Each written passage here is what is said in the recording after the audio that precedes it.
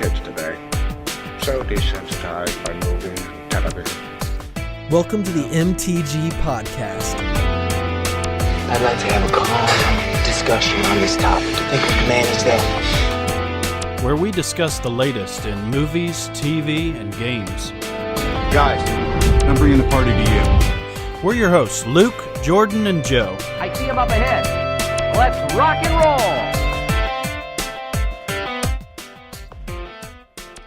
Hey, what do you say? How you guys doing? How you doing? What is up? Nothing much at all. Sitting here talking to you guys. Yeah. I feel the humidity coming through the walls in my house currently. Welcome to Florida. It's so humid here. Yes, it is. How's your week's been going, guys? Pretty good. Well, Yeah. I worked all weekend. That's so interesting. Yeah. It's ridiculous how interesting that is. Actually, I worked all weekend for no pay because I was interning. So it was even better. 29 Nice. hours in 2 days. For no money. Yeah. It's living the high life, buddy. Yep. I drank 33 bottles of water. I don't believe you counted. I had a case of water. I only had 7 left. It was a case of 40 I started with. It's all right, buddy. Don't worry. The big bucks will come rolling in from the podcast any minute now. Yeah, that's why I went and got my master's for this podcast. Wanted to... That's Level right. voicemail. And the intro, I need you to change mine to Master Joseph Lovett. No. No, I have a huge paper due on Friday, so my week has been that. Interesting. But I have done some. Yeah, I've done some reading, some articles, watched a few trailers. Watched a few movies. I'm hoping to do some more of that in the foreseeable future, though. Yeah, me too. Jeez, for the sake of the podcast, I'm not going to watch any movies, TV, games anymore. Take a little break. Screw it. It's not my thing anymore. I feel like a lot of restaurants that I love are closing in Gainesville. What's closing? Everything. And if they're not already closed. Genghis Grill. That's so descriptive. The Mongolian grill place, Genghis Grill, closed. Oh, well, that gone. place was terrible. No, what? Hate you. Heroes. That Asian sandwich place. Closed so long ago. So sad. Closed. And guess what's closing? On my birthday. Okay, it's the day after my Chipotle. birthday. Grandy's. Yep. So sad. Oh, Been around no. my entire life. Yep. Wait, Grandy's is closing? That's like almost. Tim How is that Tebow's possible? closing Grandy's. Tim Tebow is my enemy right now. He's gonna come Oh, is he in, opening up that machine, knock it chicken down. place there? Yeah, he's opening a chicken joint. Well, Grandy's is a chicken joint, but it's not the same. Their fries are incredible, and I'm mad forever. You'll probably be healthier since they're closing. Why is that? What if I start eating at whatever Tim Tebow's restaurant is, and it's even worse? Maybe they don't have fries there. So let's talk about what we've been watching / playing. We should make this movies, television, games, and food. And food. We can talk about food for an hour before we tag on 15 minutes of movies, TV, and games at the end. That sound good? Yeah, sounds good to me. Have you guys had time to play or watch anything? Yeah. Luke. What have you been watching / playing? First on my list, I've continued watching The Leftovers, which Jordan suggested I watch on HBO, and it, I don't know, I wouldn't say it's gotten better. It's kind of stayed the same, which is pretty good. It's gotten a little weird in parts. Suggestion is not working out very well for me. Well, no. I definitely don't dislike the show by any means. I do like the show, but I mean it's not an instant classic for me. Like some shows, I think The Office was one of those ones I quickly loved the show, but I mean I'm definitely hopeful. I think it's pretty interesting. It intrigues me. I like a show that makes me wonder what's going to happen to the characters and leave some mystery, and The Leftovers is doing that for me so far. So I've now finished 3 episodes. It seems to go slower when it's on demand from HBO, because I was thinking about this. it seems like HBO doesn't have commercials, and they're not filmed for commercials. And I feel like a lot of these other shows, when you DVR them, obviously they have commercials. You have to fast forward through them, but also when you watch them on demand, a lot of them, they're formatted for commercials, and it just seems like maybe there's not as many breaks, like the scenes are longer. I don't know. It just seemed that way. Like I haven't watched an on-demand HBO show in a while, so I thought that was kind of interesting. It's kind of a slower burn of a show, I think. Like it's definitely a big build up. They renewed it for season 2, and today. Yeah, today. It So got renewed. I So hope I it gets guess it good. must be either. It must be pulling an audience somewhat. I'm enjoying it. It's sometimes troubling to watch. It's really a depressing one-way trip to Bummersville, but it's intriguing for sure. Though it's definitely interesting, and I get engaged into it.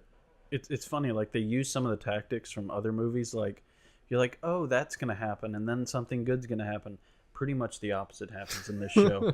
You're like, oh, sweet, this guy's caught a break, and then like everything goes wrong. Oh, you just watched episode 3. Yeah, I know what you're talking about. Yeah. Well, it's like a lot of the characters. It's like something happens good, and then something happens bad, and sometimes it's even worse than the thing that was good. And, Sounds like The Walking Dead.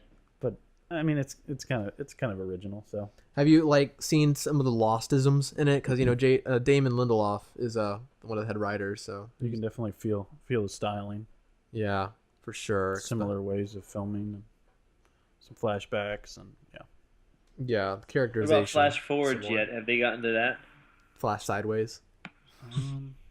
Sort of. Remember when we used to think it was Flash Stop. Forward? We're not talking about What? Lost. Oh. You can't spoil anything. I'm so protective about spoilers What? for Lost. My gosh, go it's watch like 6 years old. all the seasons like- of Lost right now if you're listening to this podcast, and then come back. In one sitting. Watch it all in one sitting. Oh. And now we're gonna spoil everything. Install a catheter.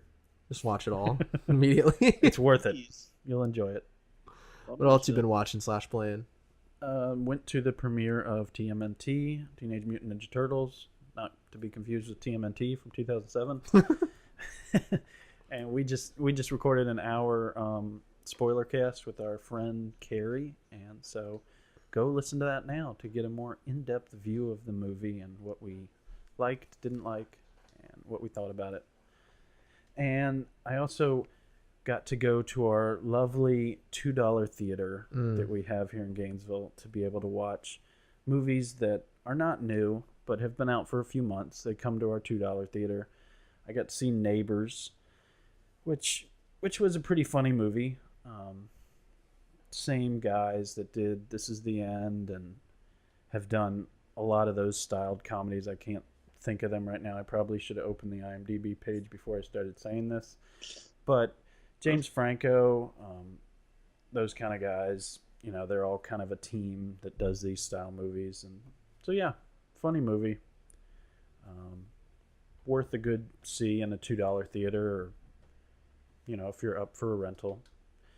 And the last thing was I went and saw Guardians of the Galaxy for the 3rd time. Yeah. Reinforcing my enjoyment of this film and just respect for Marvel and what a good job they've done with this franchise. And I respect them. I mean, I guess that's the biggest thing I can say about it.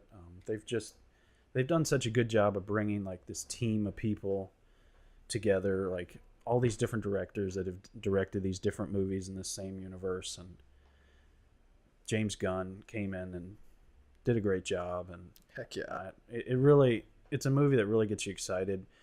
I guess for me, my excitement might have tapered off a little bit before this, and it re-energizes it to when I remember seeing Iron Man 2 and the lead up to the Avengers, and just how excited I know all of us were and talking about what a huge movie this was going to be. And so yeah, got to see it for a 3rd time. I'm kind of done with seeing it in theaters now. I'm starting to be able to quote the lines, but still an amazing movie. And I'm so excited for the second Guardians and the Avengers and all those characters that are going to be played into that universe.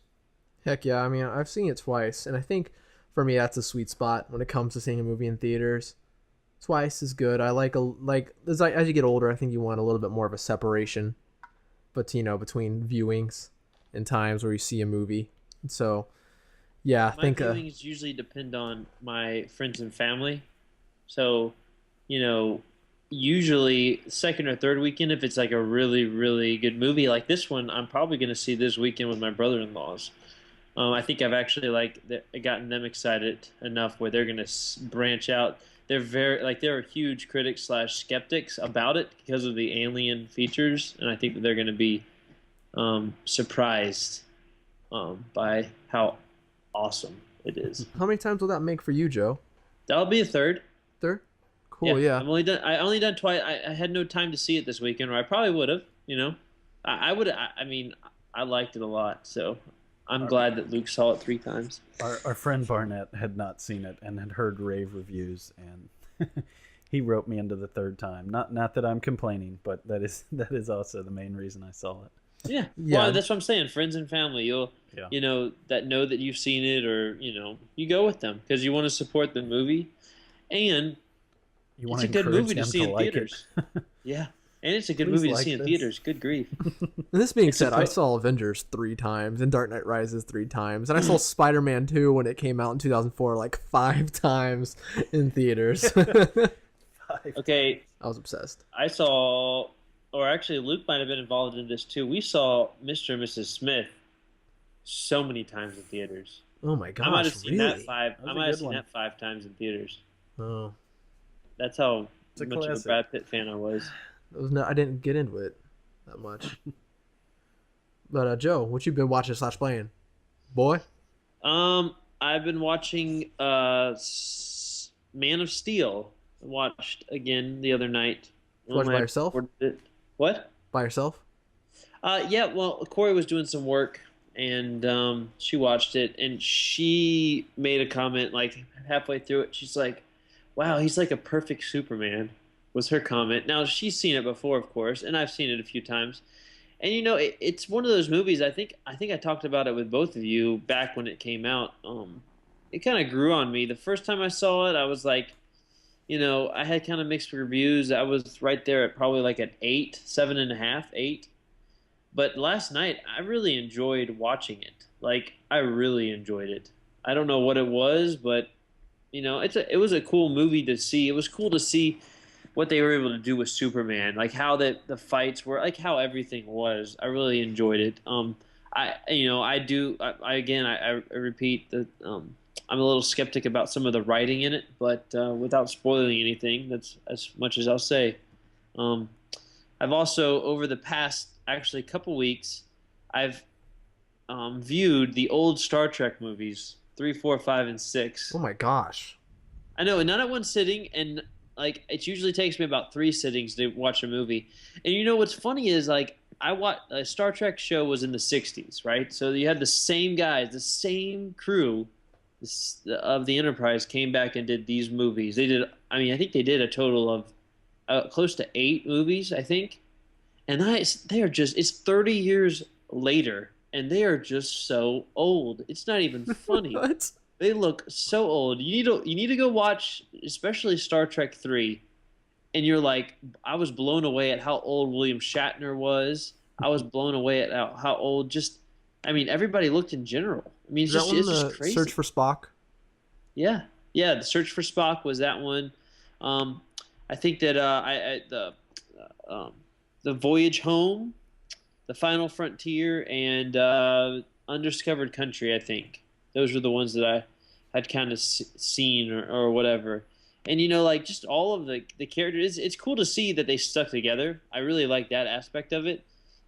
But like Dr. McCoy and Sulu and Chekhov and Chekhov and just all of them, they're just so old. Yeah, just so old. It's like borderline insane how old they are. You guys should definitely check it out though. Also, babysat 5 children 2 nights ago and watched some Peter Pan. The which one? Disney thrown back. What? Oh, I was asking which one. And there was a 2003. The live Return to action one. Neverland or something? No, it was this a live action one with that kid playing Peter Pan. I think. Yeah. I haven't seen that one. No, this was the sorry. actual the Disney version of Peter Pan. Yeah. and it was really fun because I have a 4-year-old nephew who's really big into music, into basically acting, and he was quoting most of the movie and singing and acting it out in the living room. So that was kind of fun to watch. Now he can be really politically correct when he talks to a lot of his Native American friends, and he can tell them what makes a red man red. Yeah, A lot of people exactly. mad about that, but I also didn't. I didn't really realize. And it's been probably a couple of years since I've seen it. There's some pretty adultish like content in a Disney movie. I mean, Captain Hook smoking pretty consistently throughout. twin cigars too, no less. Yes, It's pretty impressive. And the fact that Smitty's drunk. Oh, that's right. Is Dumbo pretty gets drunk. What? Dumbo gets drunk Yeah, and I know. It's hallucinates. it's kind of interesting to me that, I mean, it's still considered a kids movie, but it has a little bit of adult content. My favorite part of that movie was always the dad. I always like in movies, like family movies, angry British fathers. It's something I've noticed. I like the father in then you like the king in Cinderella, and I just like the dad in this movie. The whole like poor Nana, poor father. I think he's hilarious. Can you believe that movie came out? I think it was like almost, it was like 60 years ago. It's like 61 years ago. Wow. It's like 1953, I think. Just crazy. That was one of my favorite Disney movies. Yeah, I really enjoyed it's that movie. fantastic. Really good. It really was fantastic, and I enjoyed watching it. The kids loved it, and that was fun. Also, Musketeers. I talked about it a few podcasts ago, probably 3 or 4. I watched a couple more episodes of it. It's just a BBC show. If you like, I guess if you like that kind of show, those BBC shows, you probably will like it. It's not really seasonal. It's kind of like episode based. So there's not like really, you don't have to watch it in any type of order, I think. It's kind of like a miniature movie, like a 55-minute movie or something. Oh, it's like a procedural kind of thing where it just kind of... Yeah, yeah. So I'm kind of like, I've only watched 3 episodes of it. I think it has like 3 or 4 more. I'm going to probably just watch those. Also, I've season 5 of Chuck. I've been finishing that. Nice. It's sad that I hadn't finished that, but I I'm haven't about either. halfway- Me either. yeah. I'm about halfway through it. Chuck was great until I almost want to say it was around the time there was the writing strike, and then things just kind of changed. I don't know. It's just the story is just, it's not as good as it was. I'll leave it at that. But I'm a big Chuck fan. I love Chuck, and I look forward to seeing the conclusion of that series. Mm-hmm. I'll definitely. But what about you? That's pretty much all. I'll definitely have to get there. I got stuck when I think it was towards the end of season 4, and so I kind of need to finish that season and then carry on with season 5 and finish it up. Yeah. But yeah, It's on Netflix. So. Netflix. It's my jam. Yeah. But that's pretty much it. What have you been watching / playing, Jordan? All right, well, I'm getting through The Last of Us. I had a really long play sesh. I had like a Friday was one of the very few Fridays that I had to myself where I'm like, I'm not doing anything. So like once I realized that and knew that I wasn't doing anything that day, I was like, oh my gosh. And so I was like, I knew what I was going to do. I'm going to sit down and I'm going to play Last of Us Remastered for as long as I can. So I played it for like 6 hours that night, and I got pretty far, and then when I woke up the next morning, I kept playing it. It's got its claws in me. It's great. It's fantastic. You come into that, and you're like, all right, let's see what all the fuss is about. But dang, I see what all the fuss is about. It's incredible. Like the fact that my fear that it would be too cinematic has been put to rest. There's so much strategy and skill that goes into it as well. It's a really satisfying game to play. But yeah, I'm for anyone who's listening who's played, without giving it anything away, I just got through the winter section. And spoil. I haven't played it. And that was the hardest part so far of the game. That was really rough, but really fun and dynamic. What a dynamic section. it's awesome going through like it's I don't think I'm giving too much away with saying that this game spans a good long time period, and I've gone through fall, and now I guess went through winter, and now I'm in spring, and I like that because it really mixes things up visually and just makes it really awesome, and also shows off the graphics in a really great way, just seeing how all the seasons play, and just how there were like sections of the game, especially during the fall section, when I like dived underwater and I like came up, and it like gave me a weird feeling because it just looked so real. I was just like, I got like a feeling when I was doing it, just because like it just looked incredible. But yeah, amazing game. If you haven't played it, please check it out. I mean, I guess if you're of age, because it's a very intense game and very graphic and very mature, but does it warrants it because it's just such a heavy story. I watched just a couple nights ago, I sat down and watched Superman the movie. That's my favorite movie.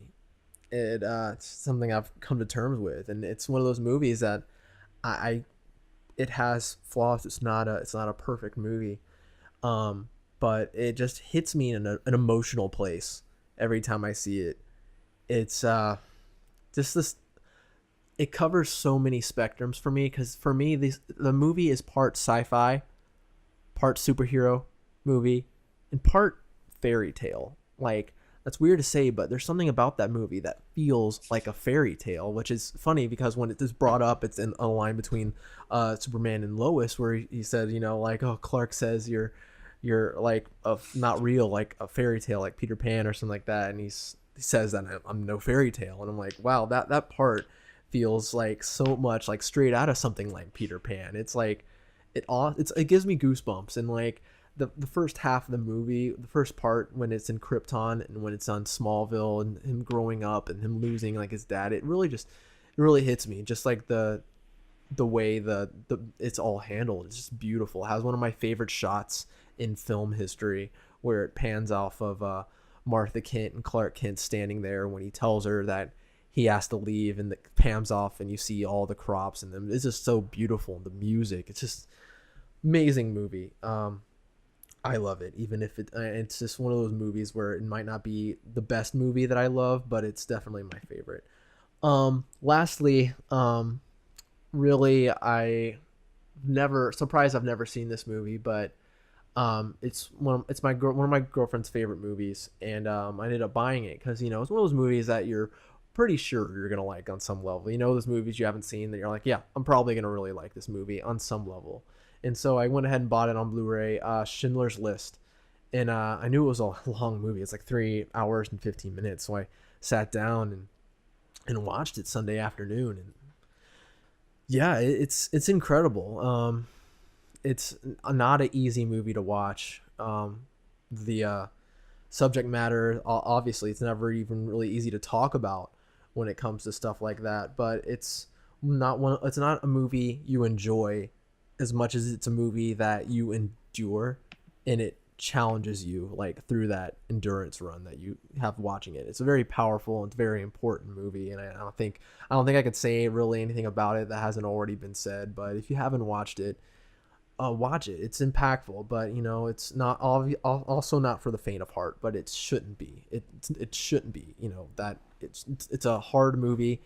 It's hard R, but that's how the movie has to be. It's how it has to be, man. I know when apparently when it ran on television, the only way that Steven Spielberg will allow that to happen is if it was a special event and it was completely uncut, and that's how the movie has to be viewed. But yeah, if you have the chance, watch it. It gives you even a deeper perspective than you might have about the Holocaust and the hardships about it. All right, I'd never seen it. all right, man. I'll let you borrow it, need or to. yeah, it's great. It's great. I'm really trying to watch all Steven Spielberg's movies, 'cause that's maybe one of his best, because it was really good. It's not even just like, oh man, the subject matter is so hard that it must be good. No, it's an incredibly made movie, really well done. It's not just, oh, this is hard and it's a sensitive subject matter, so it's great. No, it's legitimately a great movie, and it's worth all the praise that it's gotten over the years. All right, moving into MTG news. Kind of off a bummer onto another bummer. Kind of talking about Schindler's List. Onto our first item that we lost Robin Williams this Monday to depression and suicide, and it's definitely when I Luke texted me the news. I was just driving and I saw it and I was like, oh man, it really saddened me. I mean, Robin Williams, like, he was a big part of my childhood that really added to me in a lot of different ways, just because the work that I doused myself in as a child, like, he was a big part of a lot of it. Hook was one of the first movies I saw in theaters.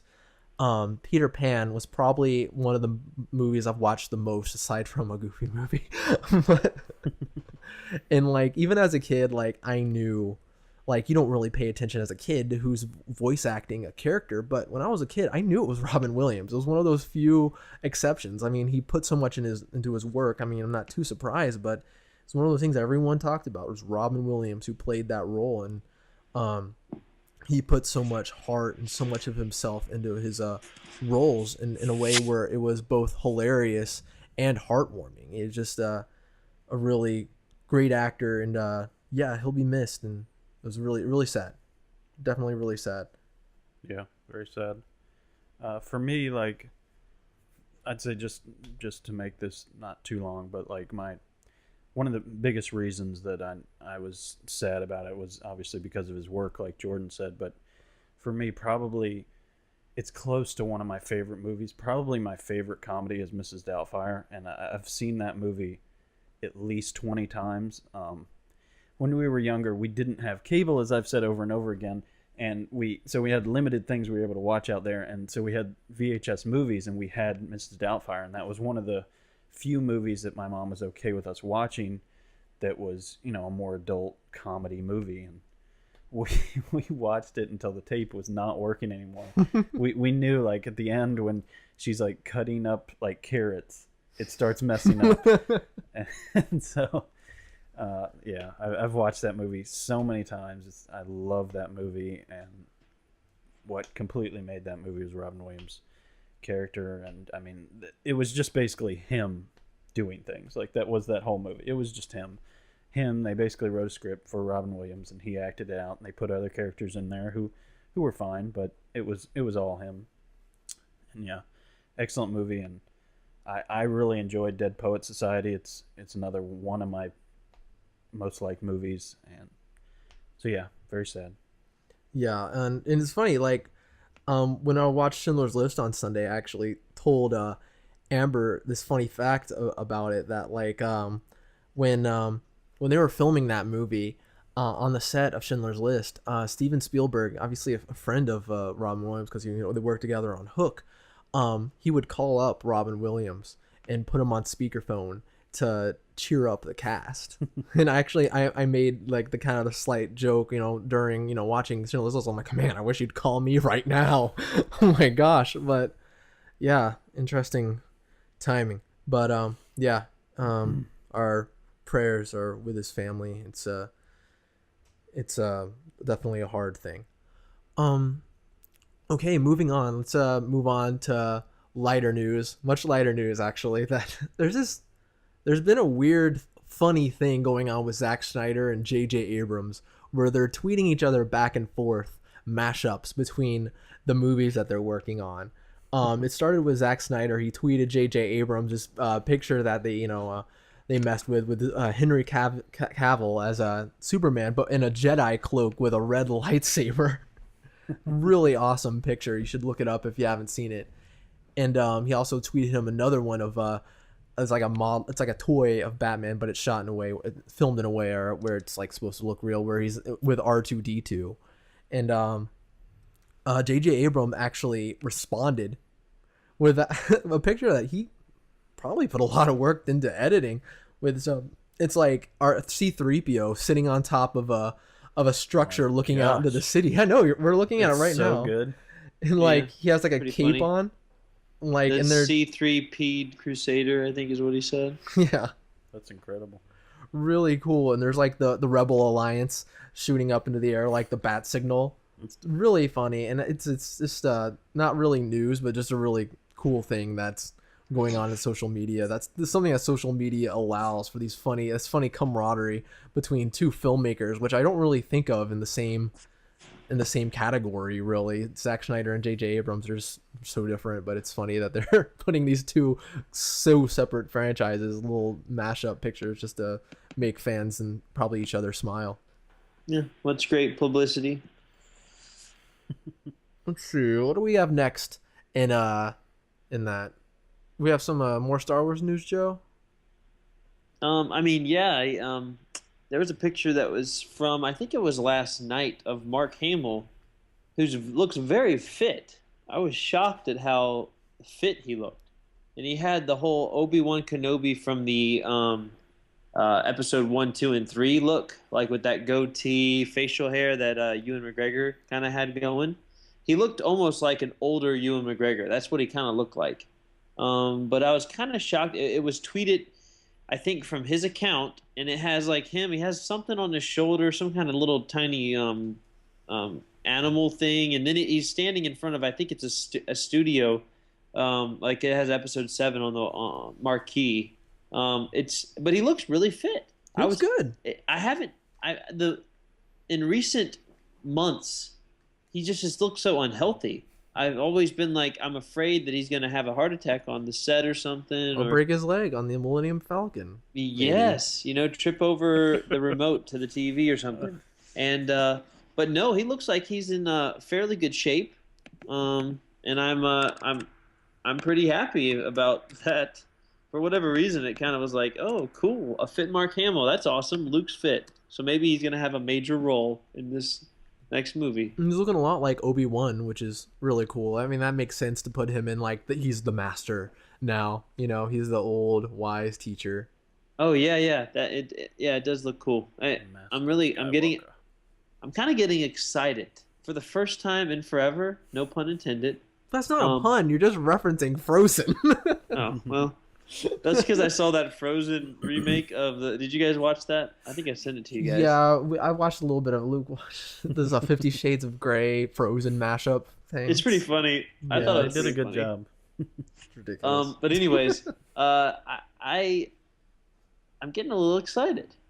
Really, you're getting a little excited for the next generation of Star Wars. That's crazy. Yeah, I know it's hard to believe, but there you have it. Skeptic to the very end, Joe. That's right. Very end. No, I'm super stoked. But yeah. Moving on. What else we got, Joe? I think we should talk about TMNT first. Yeah. They had a pretty good weekend. Yeah, they were expecting 40 million.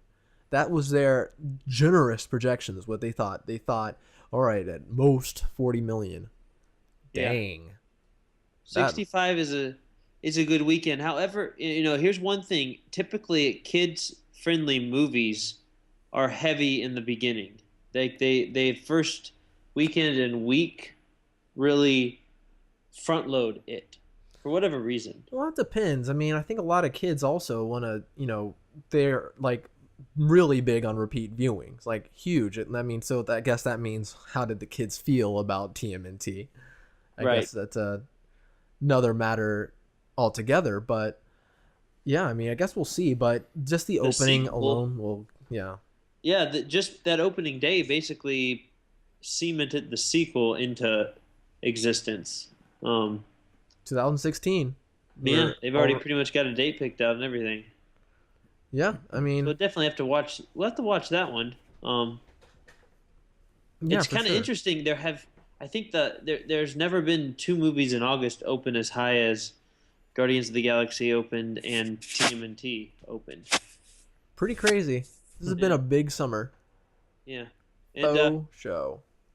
Guardians of the Galaxy had the most money in the first 10 days out of any movie this year.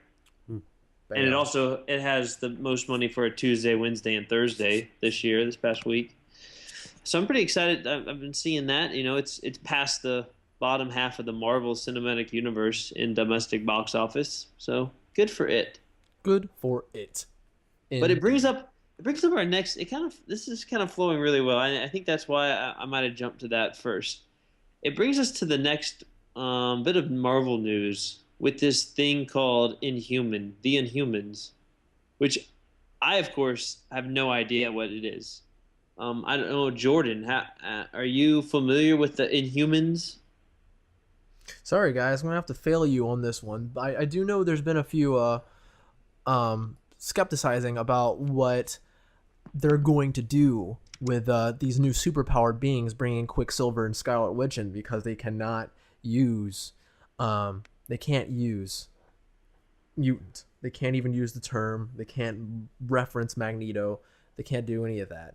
And so there's been thoughts of, are they the Inhumans, which I know is another group of superpowered beings which got their power from another means. I haven't looked far into it, and there's also thoughts of them being part of the Miracles or something, because they say because of that line that Baron von Strucker said at the end of Captain America, saying it's the age of miracles.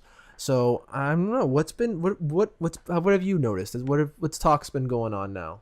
What have you been saying? It started from a Vin Diesel thing. Oh boy. He tweeted something basically he talked about I guess Vin Diesel and Marvel are in. Maybe Groot will be joining up with the Inhumans or something like that, to that extent.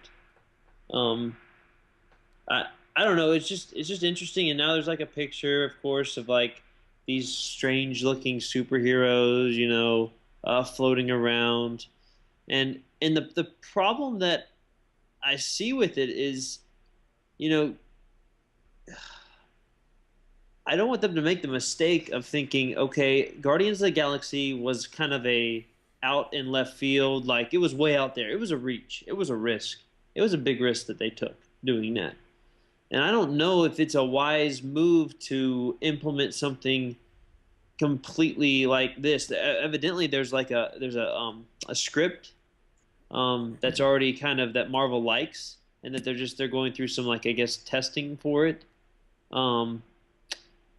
I don't know. I know that the talk is like from what I've read, the Inhumans are like this royal family that's in the Himalayas. Does that sound familiar to you, Jordan?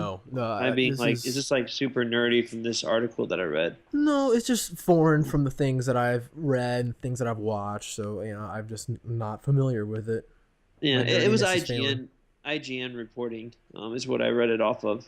So, they're usually pretty they're not like too out there for the most part.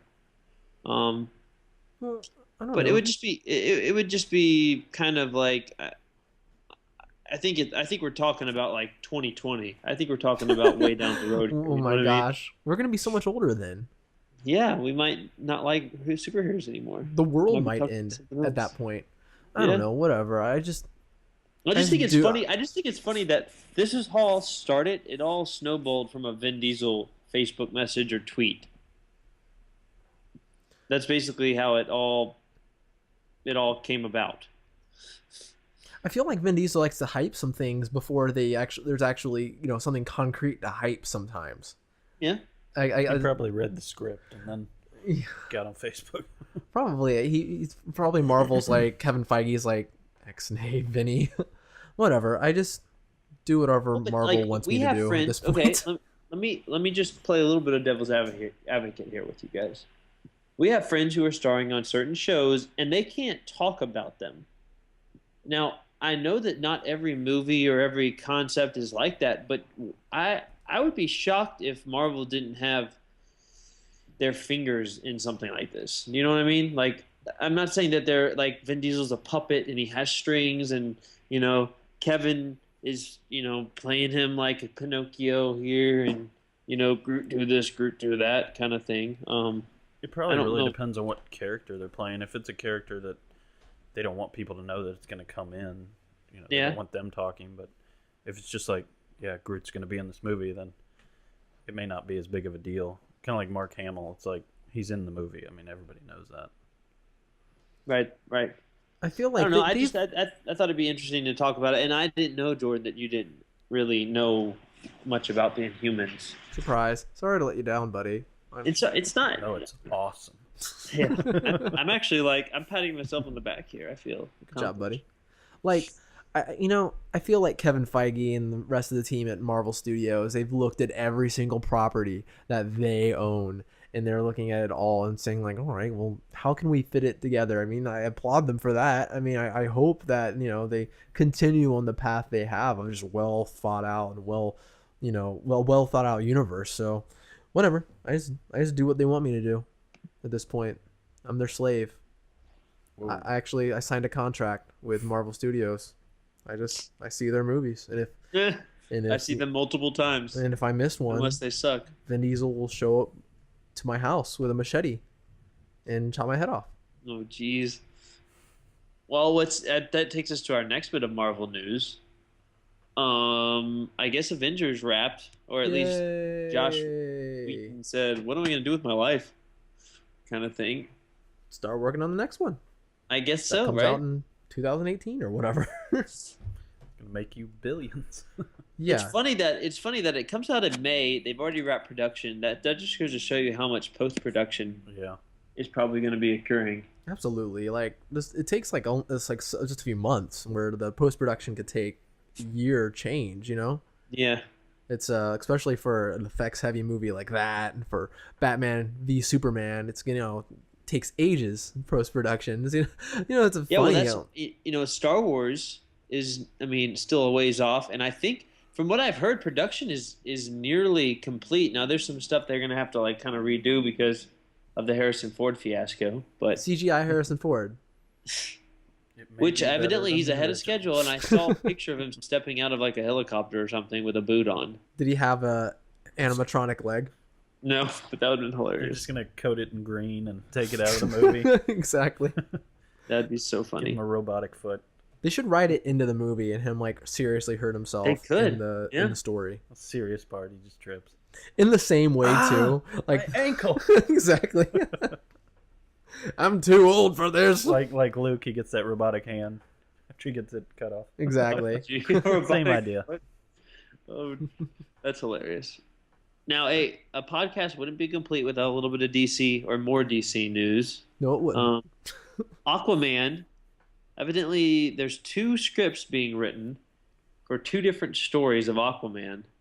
But what's the probably the most fun or funniest the funniest thing that I read all week was Zack Snyder called into a Detroit radio station that was basically bashing Batman or Superman versus Batman: Dawn of Justice and calling it this Justice League. He called into the show and defended Aquaman. What do you think about that? Did you guys read anything about that? I read his defense on in Aquaman, and I've always agreed with that. I mean, Aquaman, yeah, he's the character that thanks to a lot of comedies and Robot Chicken has kind of been turned into a joke of oh, he's a worthless hero, but no, he's pretty BA. And but yeah, I mean, wait, so he was bashing Batman versus Superman? What was he saying? He was talking about something. I mean, that's what I heard. Was he being facetious? Yes. Probably totally was. But but yeah, I mean, Anyways, I thought it was kind of funny. he's playing coy with the whole thing about Aquaman being in the movie. I mean, he might not be, and they might just be talking about Jason Momoa being in Justice League, which would obviously make a lot more sense than him being in Batman versus Superman. But And also, it's not a bad Aquaman choice. no, he's great. I know that Aquaman typically has kind of a lighter hair. I mean, He's blonde, not Yeah. dark hair. He's he's really Aryan looking kind of, but yeah, but I mean that's what Jason is. I mean, he's muscular, which Aquaman is, and freaking jacked. oh yeah, Aquaman's always been one of my favorites because I thought he was really cool. Doing all that stuff in the water, controlling water basically and animals and whatever. I mean, it was cool. Yeah, Little absolutely. Mermaid style. That's so funny that he called into a radio station. It says that he said Aquaman has a trident that could cut the flesh of Superman if they came in contact. Wow. I wonder what that trident's made of. Kryptonite. According to Of Zack course. Snyder, kryptonite. It's made of kryptonite. It's a lightsaber. All right. Cool. Maybe Aquaman has a way to like turn Earth's atmosphere into that of Krypton atmosphere. crying And, out like, loud. Oh, let's hope not. Maybe he can fly around the world and make time go backwards like he did in Superman. oh, My favorite what movie. if Yeah, I this know that's next bad. movie was just a remake of Superman? Was that Superman 2? Which one did he fly around the world? Superman, yeah, the original one. Actually, never mind. I'm not gonna get into it. But yeah, you know, the only thing they should have. This infuriates me because the one thing they needed to do to fix that is keep that same shot of him doing that in reversing time, but not make the Earth spin backwards. Because, you know, some people think, oh, if you travel faster than the speed of light, you can go back in time. I hate this whole concept of him turning back in time anyways, but at least it would make some sort of sense if he didn't spin the Earth around, which is completely ludicrous in a million different ways. He was going fast. He was going fast. Yeah, but He was going fast. But even if the Earth changed direction even a little bit, we'd go flying all over the place. Yeah. Whatever. Well, I don't want to talk about that. I don't like talking but bad it's things Superman. about my favorite movie, even though that ending is bad. Even though you started it. Yeah. Oh, here's something funny that I know I started it, but like when we were watching that movie, I don't mean to get back to this. Whatever. Yeah, I do. We were watching it, like getting ready for Man of Steel. We were watching the Superman movies, and like one of the parts I really like about the movie is like when Superman says to Lois in the interview, "I'm here to stand for truth, justice, and the American way." I love that part. I like get all excited. And like Andrew, he's been on our podcast before. I remember he like laughed like next to me at the part. I got a little mad. I was like, "How dare you?" In my heart, I was like, I think he should say that more often. yeah, I'm mad. The I'm still American mad. way. All right, so guys, you think we want to get into this? Yeah. We just literally blew everyone's eardrums as they were listening to this podcast. I'm bleeding. Wake up. We Wake up, have some everyone. we have a variety of trailers today, gentlemen. I can't even read the second one that you have on the list. I can't pronounce Mordecai. it. Never mind. I got it. Okay, so the three trailers today are Video Games the movie, Mordecai, and Tusk. Now, I personally have seen only Mordecai. I have not seen the other two. So first one's up, Video Games the movie. I have no idea, but find it somewhere. Are there more than one trailer? Luke, you put The this two one on? that I put on there, Video Games and Tusk, are both on iTunes trailers. Okay, So go to iTunes trailers, everybody. Woo! Watch it now. We'll be back. And we're back. Back again. I don't know where I was going with that, but okay, that's it's really interesting to see the evolution of video games. So I'm interested to see how this movie plays out. Is it like I guess it's a documentary style, or does anybody know anything else about it?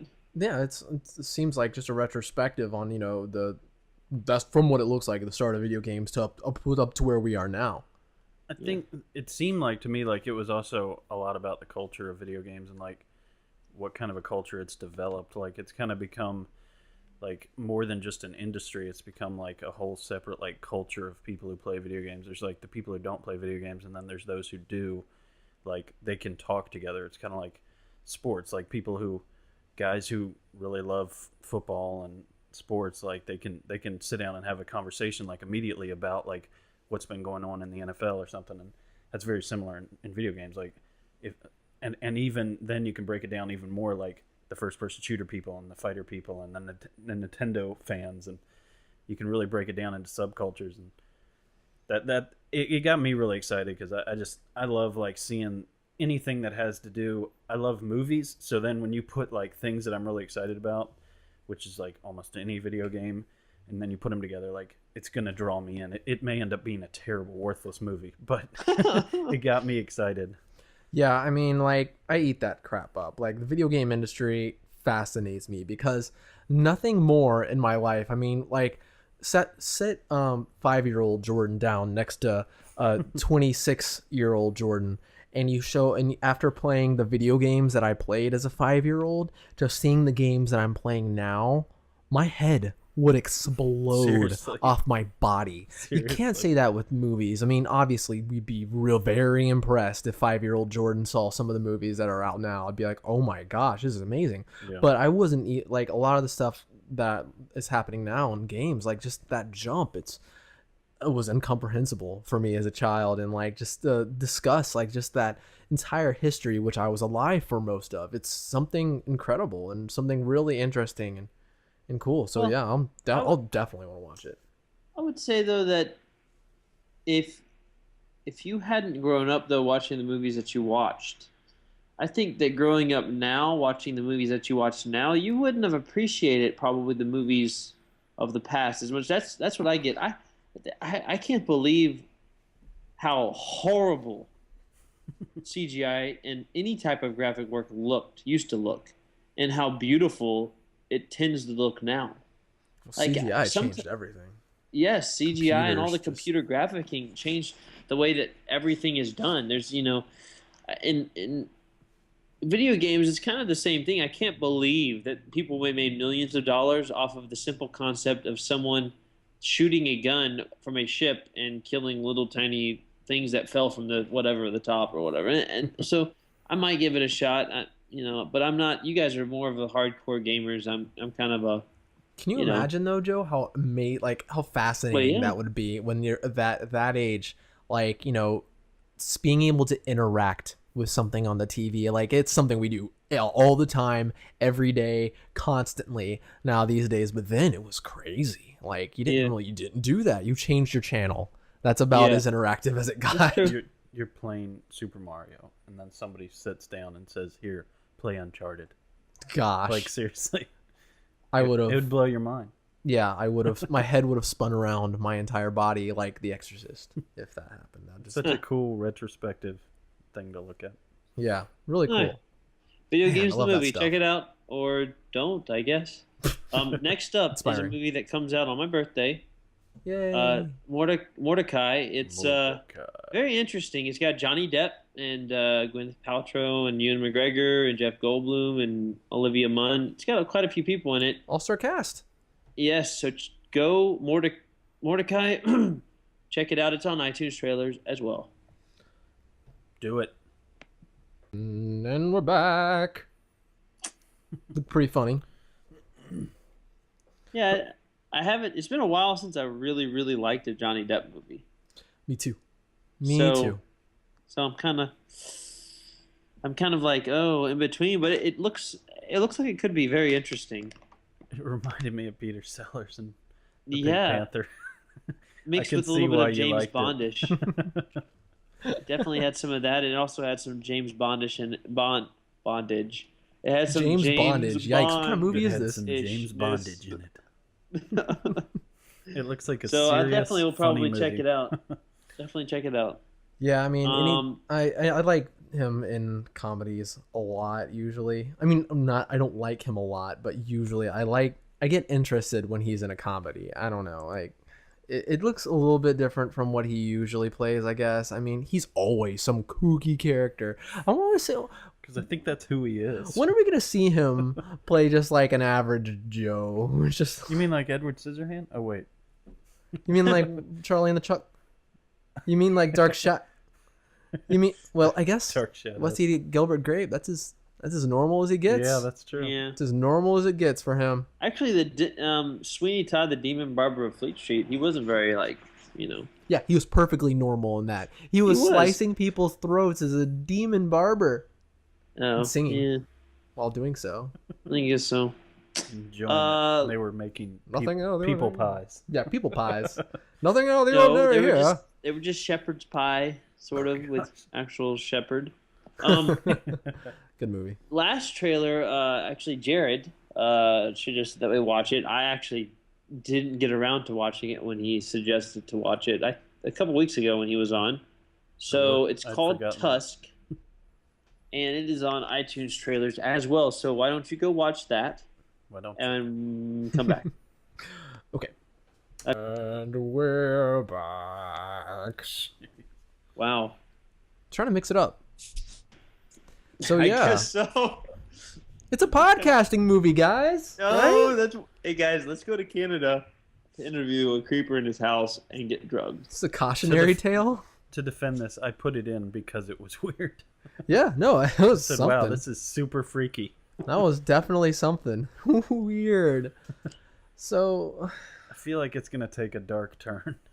yeah, quite possibly Justin Long will be turned into a walrus. What? I guess. Wow, Crazy. quite Poking the. stuff in his tea. Is this another movie that's gonna make me not want to go to a place? Because all these movies are very very like location heavy, like Texas Chainsaw Massacre, Hostel. Oh yeah. They're all movies where they're at a place. Can't go to France or Texas. I can't go to space because of gravity. And now Canada is at risk because of mad, crippled old people who want to turn people and podcasters into walruses. Makes sense. Makes complete sense. I just need to.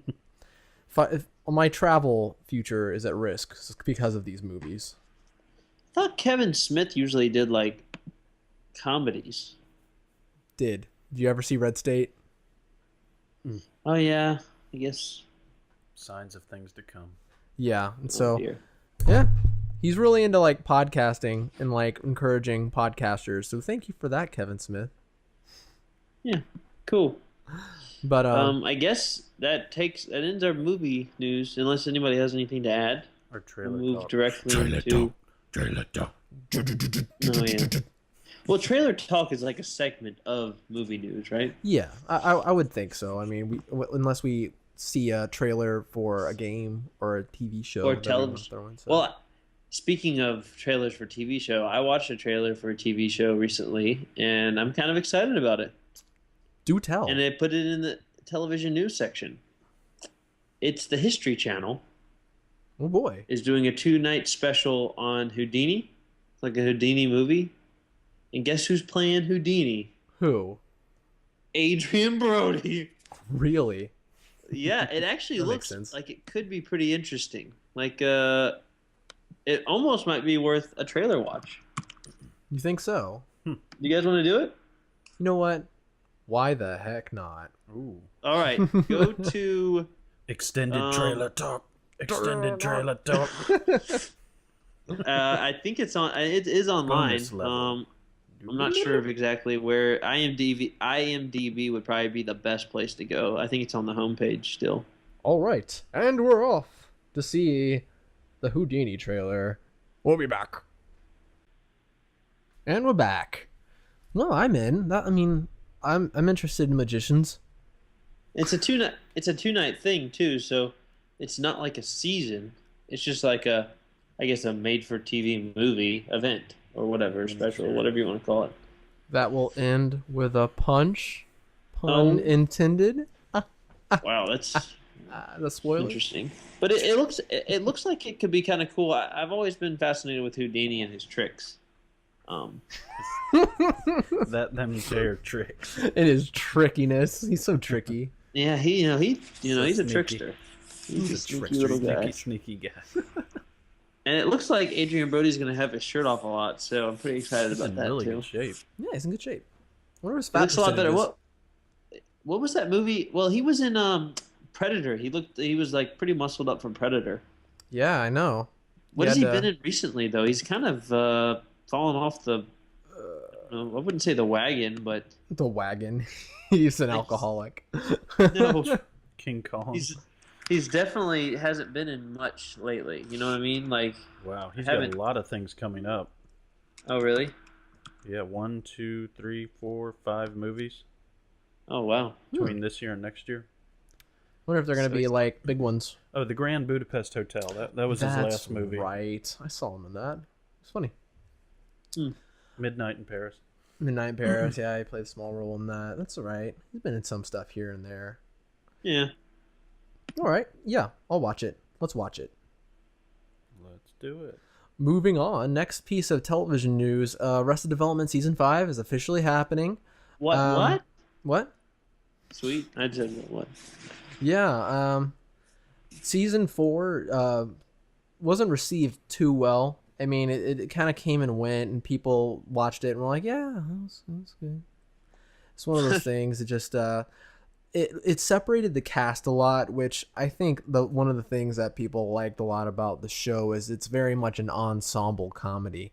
Once you separate the characters, I think it becomes a little less interesting. So I understand that it was kind of a miracle that they were able to get out this cast together to do it anyways. I'm sure, to me, it looked like they were, kind of getting around everyone's schedule, which is what it looked like to me, which is unfortunate, but they're way more famous now than they were when Arrested Development was originally on television. So, yeah, hopefully Netflix can do a good season 5. They're Netflix exclusive now, right? Yeah. Yeah. It's a Netflix thing still. Congratulations, Netflix.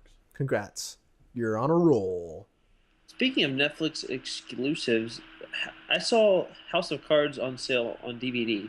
Doesn't that defeat the purpose of the Netflix exclusive to sell it on DVD? I didn't know they did that. Yeah, I think it's fine. I mean, it's just weird to me. It's a Netflix. I mean, it's just weird to me. That's all. Just a little comment. Moving on. They'll take money any way it can come in. Absolutely. Oh yeah. Netflix might even get a cut of that. I'm sure they release it like so long after they release it on Netflix. Yeah. It tends to happen. I'm sure Netflix still gets a cut of that, I mean, it's a Netflix produced show. Yeah, but still, it just seems, I don't know, it just seems like I don't know how it would cost too much to me to manufacture that, and I don't know if you make it back. But obviously, I'm not, they have people that are making those kind of deals, so they got it going on. The show. All right. All you people who listen to the show and might think to yourself, man, they don't have much gaming news. Well, buckle up and get ready, guys. Hold on to your hat. Hold on to your butts, because we got some gaming news. Gamescom. Gaming news. Gaming news. Gamescom's going on in Germany right now, and the first 2 days are over, and we're here with some scoops. Some big old scoops. First off, Xbox had their conference, and they surprised the world with announcing that Rise of the Tomb Raider is an Xbox One exclusive. Bum bum bum. It's kind of weird because that franchise started on PlayStation, so it's kind of strange that they scooped it up. But guess what? It's not an exclusive. They use the term exclusive, but it's actually a timed exclusive, which a lot of exclusives are these days, which is kind of weird. That it's kind of a lie. Yeah, I guess, but it's smart, I guess, to make it seem that way. But yeah, it's a timed exclusive, and it'll be on the other consoles soon enough. And also they showed a trailer for the Titanfall's new DLC, which looked really cool. Joe, you actually tweeted the link of that cinematic trailer, and it's sweet, man. They can throw together a trailer. Ridiculous. It's stunning, to be honest with you. Awesome. I really need to watch it. Yeah. That's the only one who has an Xbox. And Titanfall. I saw it, but I haven't watched it, and I own the game. I still haven't watched and I've seen it, and that's funny. I've seen it, and I'm probably the least. I saw it. I was like, wow, this is that's why I tweeted it. I was like, dang. I was surprised you so tweeted it. good. I need to watch this. Yeah, this is really cool. They announced the white Xbox that's gonna be coming with the Sunset Overdrive bundle, and it looks awesome. I mean, I feel like a lot of people will be getting black.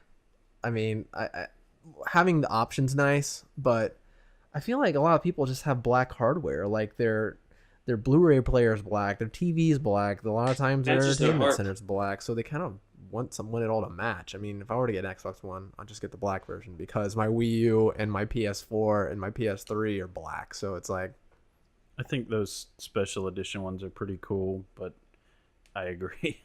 I think Bethany appreciated it too. When I was able to get it, just the new Xbox and the PlayStation, they just seem to fit better. I think with just your other perpentiles in your entertainment center, they seem to go better. They don't look like a gaming console as much. They look like, I think the Xbox looks like an oversized Blu-ray player. I kind of like that. I don't want it to look crazy. It doesn't have to look like an alien ship. For me, just sit in there, don't overheat, and play my games. Let me watch my movies. I want my video game system to look like a rocket, or maybe a donut. So the opposite of everything I just said. I don't want it to blow up and catch on fire. Well, they should make special editions for you, Jordan. Yay! The donut PlayStation. The Wii. That's the Pikmin edition. That's shaped like Captain Olimar's spaceship. The Homer Simpson PlayStation. Yeah, exactly. We got some COD news, Luke. I just got done right before I got home. I guess they had it last night or earlier this morning. I know they're like 5 hours ahead of us or something.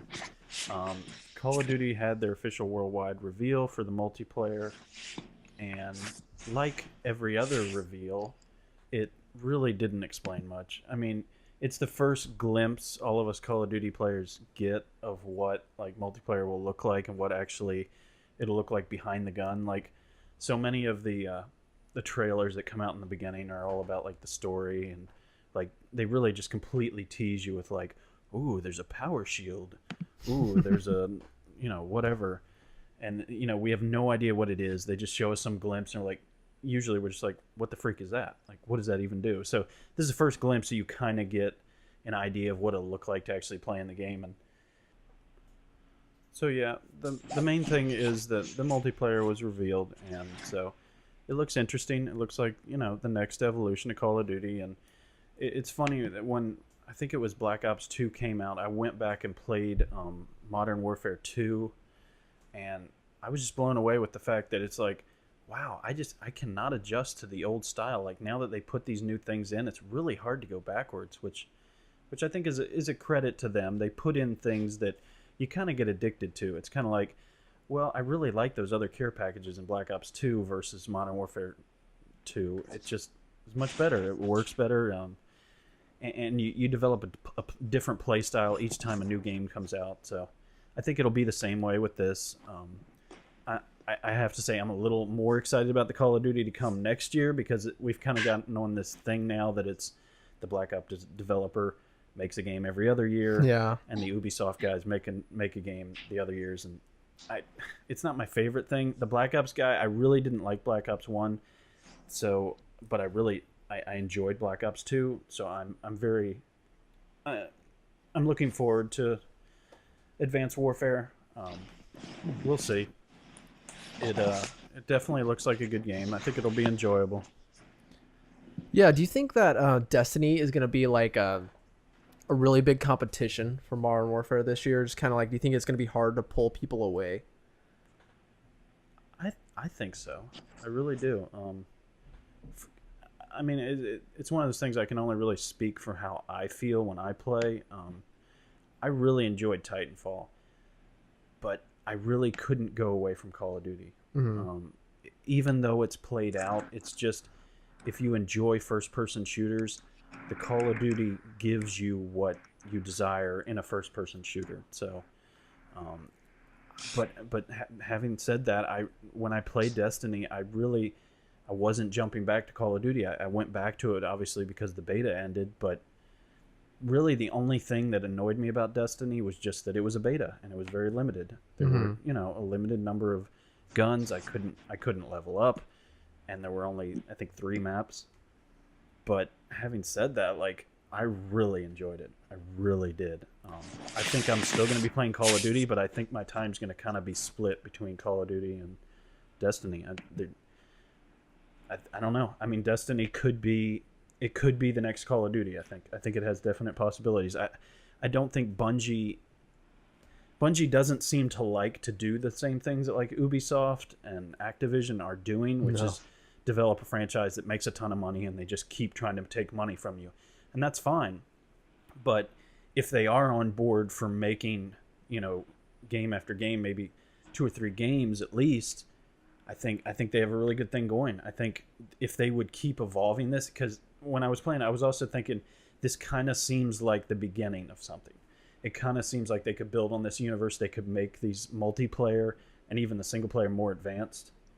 And that's their plan. They want to build for years onto Destiny. They have like this huge plan of like all the planets they want to add onto the story and stuff. And they already have one planned for this year. It's similar to like the way Borderlands was. They started off with a pretty decent game, and then they really made it into a game that everyone really loves now. So I really hope Destiny can do it. Man, it gets me excited. Can't wait for September. September 9th. Here it comes. Yeah, which is also the iPhone event. Oh wow, it's a busy day. Same day. Halo Channel was announced. It's basically like a kind of cool hub for all the Halo media, meaning like everything having to do with the show and like and movies and all the side things like Halo Legends and what's that one they had for the Dawn, Forward Unto Dawn. Mm-hmm. Yeah, cool stuff like that. So that's really neat. They're just really putting their foot forward with this Master Chief collection and stuff. They revealed a lot of new remastered maps for the Master Chief collection for Halo 2, and they also talked more about the Halo 5 multiplayer beta, which will be coming this winter/fall. And so, yeah, I'll be over here playing that, Luke. Sounds good. PlayStation had their conference, and I'll start with the thing that I found most interesting that they talked about. The 2.0 firmware update is coming, and with that is like features that will help you find friends with like-minded like gameplay styles, like-minded games that they have, and YouTube, which you can share your video straight onto YouTube, which is nice. The biggest and most crazy thing is something called share play, and what they haven't talked about it too much, but basically what they've said is they want to create a couch experience with all of your PlayStation friends no matter where you are. So basically that means to me, Joe, if I wanted to play a game with you, be it Lego Marvel or Last of Us, whether you have that game or not, if I send you an invite, you can play that game with me. What? Yes. It allows you access to the game, and you can play that game with me. I'm guessing through Gaikai technology, being it internet streaming is my guess. I don't know yet, but this update's coming this year. Wow. The way they talk about it, I think sooner than later, but that's very interesting. And they're kind of they gave us a taste of this a little bit with when the way they were talking. Is it all games or just certain games? All games, and so if it's a one-player game, they said you can pass it off to your friend, and they can like say like they said like they use Last of Us as an example. Say, oh, I'm having a hard time where Joel's hanging upside down trying to kill the zombies. You give it a shot, and then like you pass it over, and you like see them playing on your TV. In like that exact part, and they can help you get past it. And if it's like a team viewer, go to my PC kind of thing. Yeah, exactly. And it can work in local multiplayer and all that stuff. And that's crazy. I can't wait to see how that works. Jordan, buddies. Yeah, buddies. That's Luke will nuts. probably They have to the get it because he'll infrastructure think to it's do the that. coolest thing ever. Very, very nuts. They've I announced. wish we could just all play on all consoles together. I all at know. the same I get time. mad. I get mad when new generations come, new consoles come. I just want it to be the same console that they can just somehow just update every year. Everybody come together. I guess that's called a PC. But anyway, Called socialist gaming. That's right. That's what I want. DayZ was announced for PS4, which is big news because it's a huge PC game, which is a permadeath zombie survival game.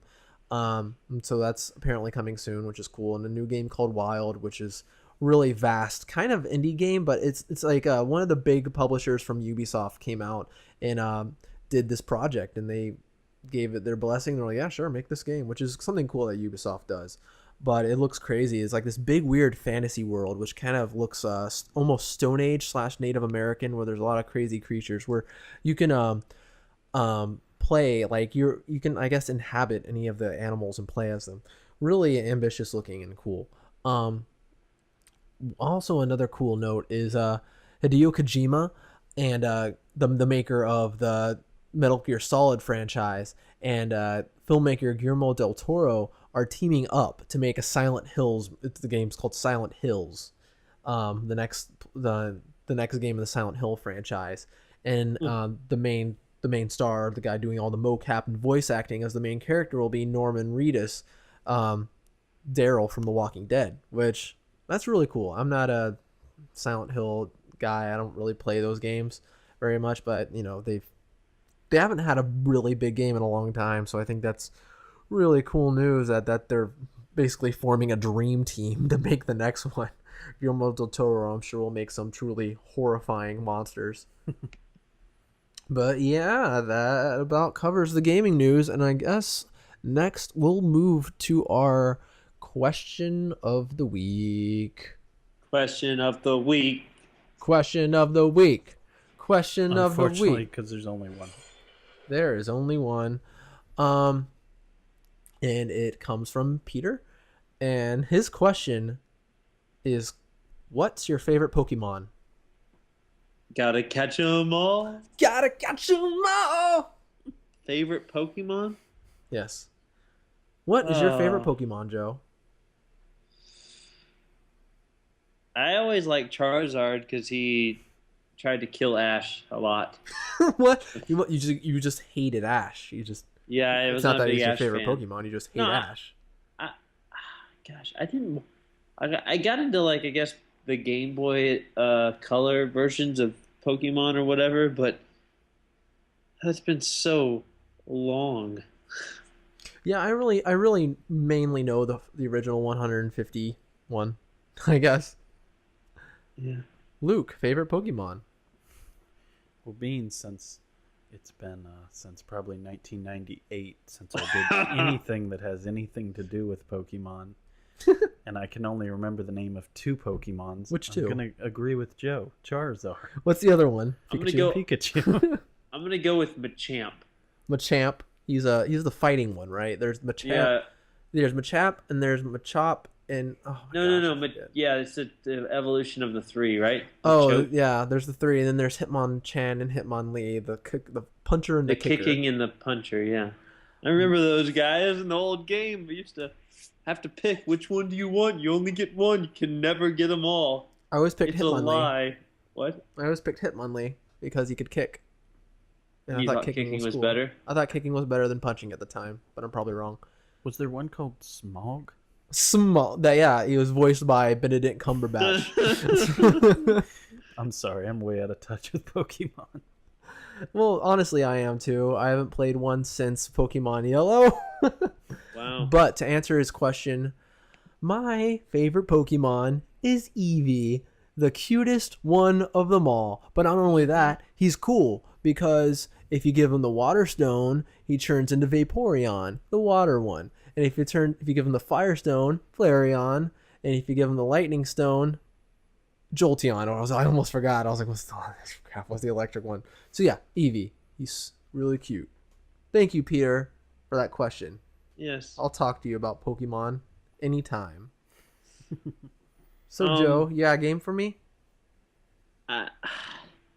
It's kind of hard to think of a game. So what I decided to do was we're gonna play a game since we talked about Robin Williams to open up. We'll close with Robin Williams. What is Robin Williams' #1 movie at the box office?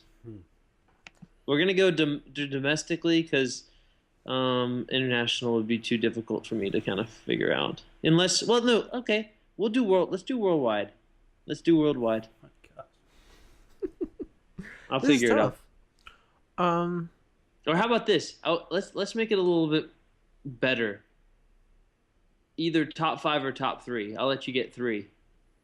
Top 3 what? As the Top 3 movies. biggest domestic budget domestic box office? Can't talk. Worldwide. We'll go worldwide. Okay. Jordan, you're first because you're definitely younger than Luke. Definitely younger. Okay. Reasoning. I'm gonna have to say Aladdin has to be there. I Okay. think Aladdin needs to be there, and this is an oddball one, but it's because of the fact that it's newer and like inflation and all that stuff. I'm gonna go ahead and say Night at the Museum one Okay. as one of them. I'm trying to think of some newer movies just because they make so much money, and just to see if he's in one. Shoot. Good Will Hunting. What the heck? That's it. Okay. That's all I got. What about you, Luke? The two Night of the Museum movies and Flubber. Wait, no, Aladdin's got to be in there. Night of the Museum 2, Flubber, and Aladdin. Okay. His #1 movie is Night at the Museum, $574 million. Nice. His number 2 movie. Said the second. Oh, you said the second one? Oh, suck it. His number 2 movie is Aladdin. Okay. 504 million. And number 3 all time for Robin Williams was Mrs. Doubtfire with 441 million. I just couldn't stick the landing on that one. Yeah. I was close. And then it's followed by The Night at the Museum 2, Happy Feet, Hook, and Jumanji. Those are his top movies. Flubber. Forgot about Happy Feet. Flubber, what? Yeah, Flubber falls in down Funny at the movie. bottom. Oh, Flubber. $178 million worldwide. Do you know that Nice. robot was voiced by Ariel from Little Mermaid? Really? Weebo, right? That's the That's name. funny. Yeah. From Flubber. I still like the original Flubber better, but whatever. I agree. That's either here nor there. You know that. All right. Well, you can follow us on Twitter at MTGPod or on Facebook.com/MTGPodcast or on Instagram at MTGPodcast. And what? The next podcast we have, Jordan, won't you be older? I'll be almost there. We record on Wednesdays, so I'll still be But 26. what if we can't record next week? What do you mean? If we Just can't? kidding. If we I'm can't? just kidding. I'll say what? Week-long celebration, Jordan. Then I'll be Take 27. a whole 2 weeks off. I'll be 27. Getting old. If you cut me in half and cut my rings and counted my rings, it'd say 27. Oh my god, Yeah, that's weird. disgusting. That's how it works, right? Like a No. tree. That sounds freaky. Same thing. Basically. All right, guys. Well, it's nice. Thanks talking. for thanks for listening to us ramble a lot. Thank you. I'll talk to you guys later. See ya. Later.